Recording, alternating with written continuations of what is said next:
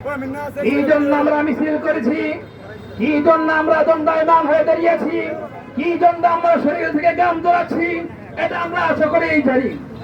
প্রিয় উপস্থিতি, রাসূলুল্লাহ সাল্লাল্লাহু আলাইহি ওয়াসাল্লাম ইরশাদ করেছেন, আল মুসলিমুনা কারাজুলিন ওয়াহিদ ইন ইশতাকা আইনুহু ইশতাকা কুল্লুহু ওয়া ইন ইশতাকা রাসুহু ইশতাকা কুল্লুহু।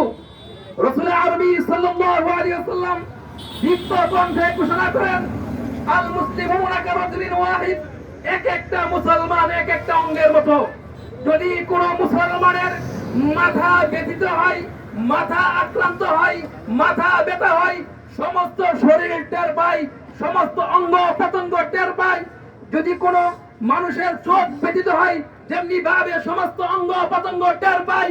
রাসূলুল্লাহ সাল্লাল্লাহু আলাইহি ওয়াসাল্লাম এটাই বলেন, যদি বাংলাদেশ হোক, গোটা বিশ্বের যে কোনো প্রান্তে কোন মুসলমান আক্রান্ত হবে, কোন মুসলমানকে কষ্ট দেওয়া হবে, কোন মুসলমানকে দুঃখ দেওয়া হবে, গোটা বিশ্বের সমস্ত মুসলমানের ব্যতীত হওয়া উচিত।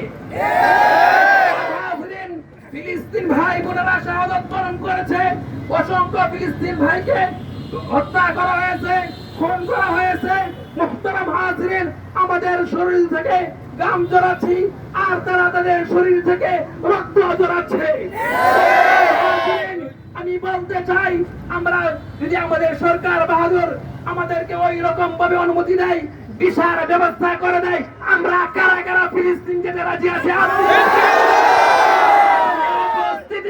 আমরা যদি করতে না পারি, আমরা তবু ইসরায়েলি যত পণ্য রয়েছে, যত পণ্য বাংলার জমিনে রয়েছে, কোকা কোলা সহ যত পণ্য রয়েছে, এগুলো আমরা বয়কট করবো তো ইনশাআল্লাহ।